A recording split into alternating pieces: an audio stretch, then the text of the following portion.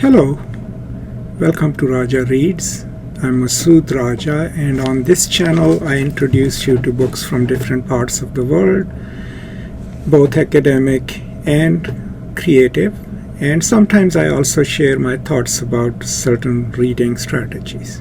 Today I will continue my conversation on the Binti Trilogy, by Nnedi Okorafor.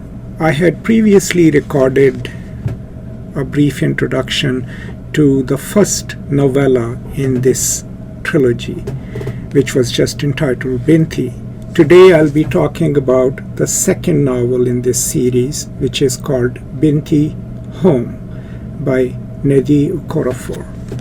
Now, of course, if you have watched my previous video or if you have read the first novella, you are already aware of Binti as a character, right? So I need not to introduce you too much into it. But by the end of the novella, Binti, who is from Earth, from a tribe called Himba, has traveled to this galactical university, right, which is called Omza U, or Omza University, which is a university where species from all over the galaxies come and study.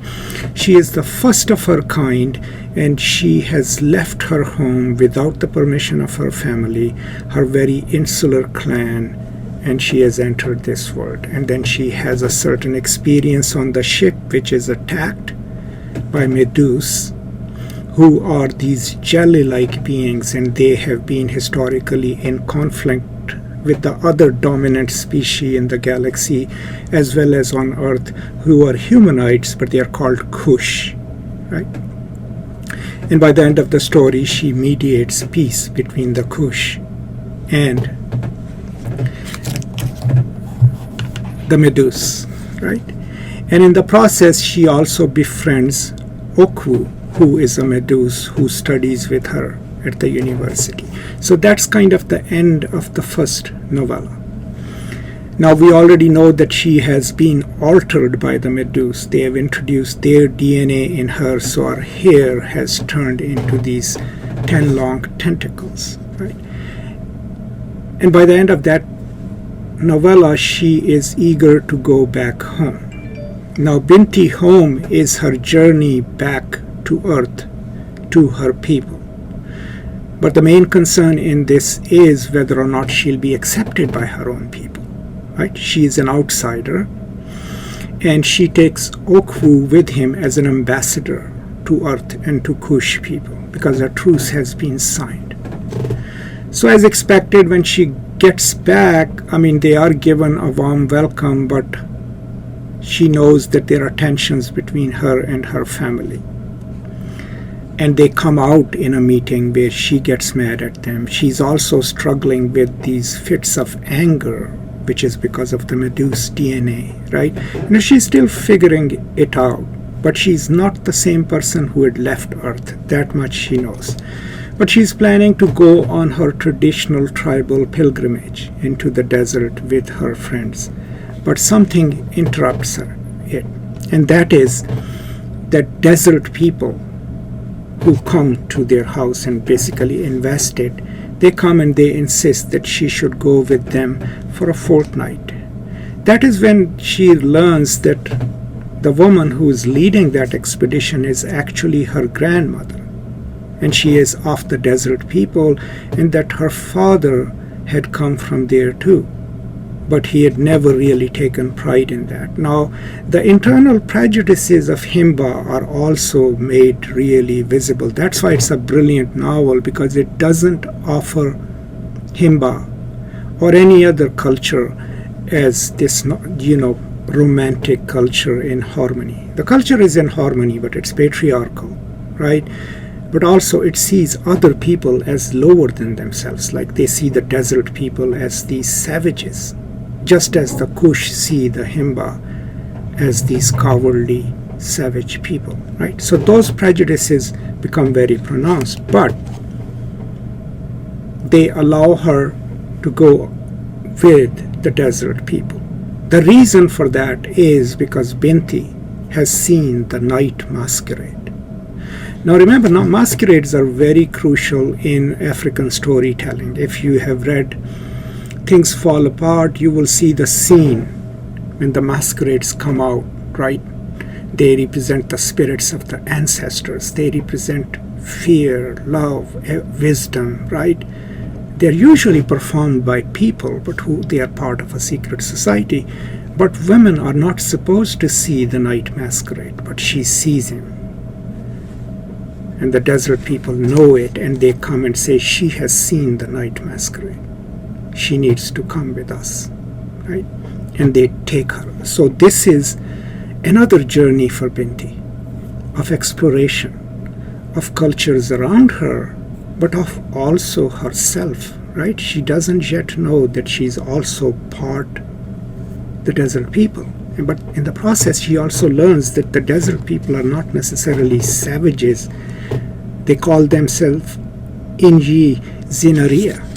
And these are the people who centuries ago had received these aliens, golden aliens, who were named by them as Nnedi Okorafor, and they had left their nanotechnology in their bodies. They are highly advanced scientifically. And when they move their hands as they are talking, which other people find crazy, they are actually working on a virtual keyboard, sending messages to each other, something that all the other people do through their astrolabes when they send their messages to each other. These people have these nanites in their body that make them capable of communicating. So in this journey, of course, Binti learns about the desert people, about their name, but then she also learns that she also carries their blood, and that she also has those nanites in her body, right? But they need to be activated through a ritual. So that's when she goes to the cave of the priestess Arya, and she realized that she had met her as a child, the very day when she had found her Edon, right? The object that saves her in the first novel. Now, as she's going through the ritual and as she learns, her grandmother who lives and who's part of the Nnedi Okorafor, she has found out that her hometown has been attacked, right? And that her family, their house is absolutely under attack because the Kush has come to take Okwu. Nobody knows whether he's dead or not, whether her family is dead or not, but that's where the novel ends, right? Where she is on her way back to her house, and she knows that the Medus Kush war has almost started again, and her family home has been destroyed. And her companion in this entire project of return is Movinye. Movinye is a young man, right, of Nnedi Okorafor. He is their harmonizer, right? Just like Binti is the harmonizer of the Himba people. He can talk to the animals. He can talk to every living thing. So this part of the novel, we see Binti grow. She has grown in terms of the knowledge of the people that she previously was prejudiced against and thought of as savages. She has found out that she actually is part of that. This novel, the second in the series of 3, is also a quest and a learning about herself for Binti. But she's also changing. So if you remember, the change in the first novella was that biologically the Medus introduced their DNA in her, and she develops the tentacles but also develops the possibilities of communicating with Medus and speaking with them. Right? That was the physical change in her. This novel also involves a physical change, and the physical change is that the nanites in her body have been activated. She will have to deal with the after effects of it, right? But she will eventually be able to communicate with the Nnedi Okorafor, right? Her own people. But in terms of her knowledge of her own people, she has learned about these desert people who were otherwise considered savages to be highly sophisticated, and she has learned that she is part of that family through the lineage of her father.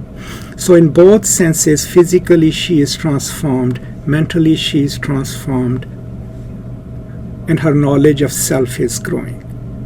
Part of the narrative that I see in these three novels is also that Binti starts with this idea of a singular identity, I am Himba, right?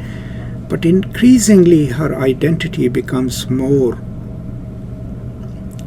encompassing, right? More expansive, as she literally becomes parts of different civilizations, different kinds of knowledges, and different biological connections. So the novel ends at a sort of a cliffhanger. Her family has been attacked. The Kush battleships are around her village. She is not in touch with her family, so she is fearing the worst. She thinks they all have died because the root, the house where they lived, has been burned, and she doesn't know what has happened to Okwu. And she is journeying on camelback with Movinye, who is kind of helping her sail through, and it's about a 3 or 4 day trek. That's where the novel ends. Now a few words about the trilogy, but also what, the author, what Okorafor is doing is she's creating a world, right? And it's a world at the center of which is a young woman of African origin, right? That is what it makes it Africa-centered novel and part of the Afro Futurist tradition. And we see the world from her experience of being an outsider, but then entering to the heart of the galaxy, the most prestigious university, her experience of learning about other people, her experience of learning about her own prejudices, but also about her own history. All of that makes this into a kind of world that Okorafor creates, which is believable, where things make sense. And that is always one of the most important aspects of any fantasy or sci-fi novel. So these are some of my thoughts on the second part of the trilogy, Binti Home. Now, if you are a reader, of course, you will love reading it and you'll not stop to wait for the next novel. If you're a scholar and researcher, you can look at it from the point of view of identity, from the point of view of cultural differences, from the point of view of how do we resolve those differences. There are hints in this part of the novel, right, where Inji's in Arya in their conversation with Binti assert and tell her, why do you think about those people the way you do? And they point to the stories that were told to you in your childhood, right? That's why you think we are savages. So there is a clear hint at how the prejudices are formed, and that the storytelling usually is a part of it, the myths that we believe in, religious or secular. So the book is a really great tool if you use it in a classroom to not just teach us about this imaginative Afrocentric world, but also about how prejudices are created, perpetuated, how hate is perpetuated, and how to safeguard against it, right? By developing an expansive identity, individual and collective. These are some of the things that the novel can teach us. So I hope you liked this brief introduction. I do encourage you to read the book carefully and let me know what you think. And I will be back soon with the final installment in this trilogy, which is Binti, the Night Masquerade. That is the last novel. And then maybe we can have a conversation about it. That's all. I hope you're taking care of each other, staying safe. Please continue to do so. And I will now see you next time. Until then, peace and love.